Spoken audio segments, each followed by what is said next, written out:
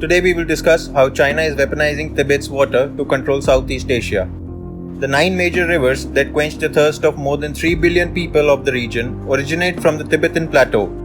China invaded Tibet in 1951, which resulted in the deaths of more than 15 lakh Tibetans, with some estimates reaching as high as 25 lakh. China has built over 95,000 dams across the country, mainly in Tibet, to control its waters. The rivers are being diverted into the mainland to feed the rapid industrialization of the mainland. The Chinese, with the help of a Canadian tunneling company, is also using tunnels to divert the water.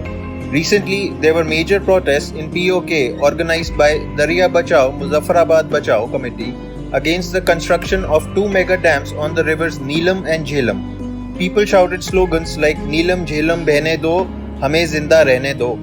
But as usual, the Pakistani government quickly arrested these people as they don't tolerate any protests against their best friend China. These dams are leading to an unprecedented ecological disaster. As the water is being diverted into China, the mountain peaks in Ladakh and Tibet are turning black from white due to little or no water available for ice to form on the peaks. It has also impacted the biodiversity in the rivers, especially in the Mekong River, where the Mekong giant catfish population has decreased by 90% during the last decade.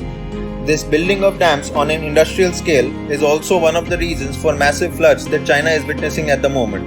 As more and more water is being diverted to these dams, their reservoirs are overflowing, and with the help of rains, it is leading to flooding. Even the world's biggest dam, the Three Gorges Dam, is on the brink of collapse, with several experts claiming that cracks have started appearing on the dam. Satellite images of the dam taken within a span of 10 years are already showing that the dam has started to bend. So how does China maintain its iron grip on Tibet? The answer to that is brutality. One example of it is that in schools in Tibet run by the CCP, children are forced to sing songs about Mao Zedong every day. In these songs, children are made to sing about how great Mao was and how he is more important than even their own fathers.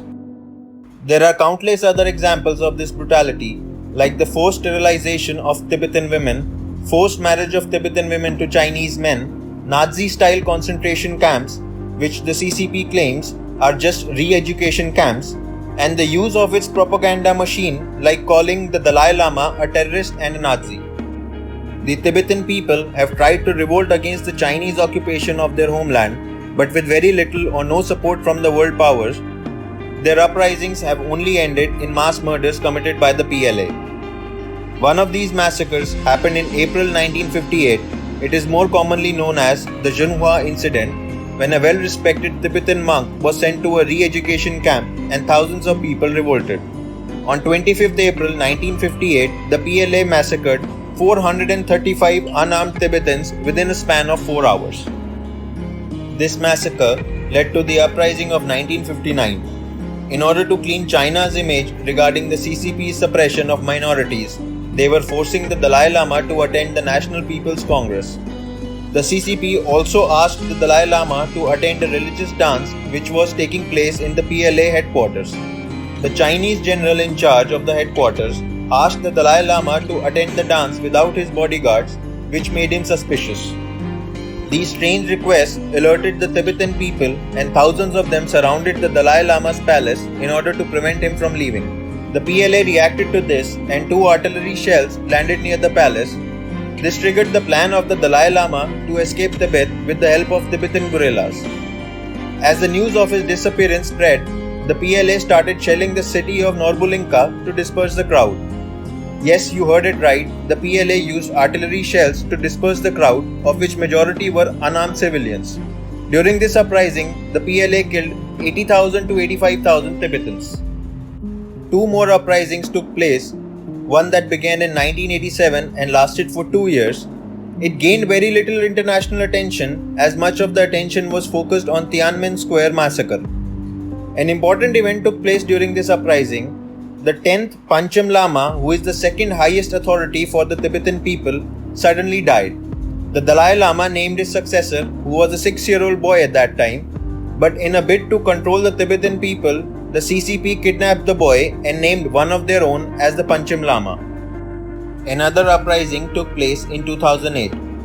During this uprising, the CCP killed more than 200 Tibetans. this uprising gained a lot of international attention as this was the same year that China hosted the Olympics. By this time, China had begun its practice of restricting international media from reporting about Tibet. After this uprising in 2011, the CCP sent Chen Chuang-go to Tibet as the party secretary of the region. He is known for his brutal suppression of any dissent. After his appointment, Tibetan monks and nuns started to immolate themselves in large numbers to protest against his brutality. Unsurprisingly, in 2016, he was elected as the party chief for the Xinjiang region, where the ethnic Uyghur Muslim population is being persecuted. And tactics similar to the ones used in Tibet are being used.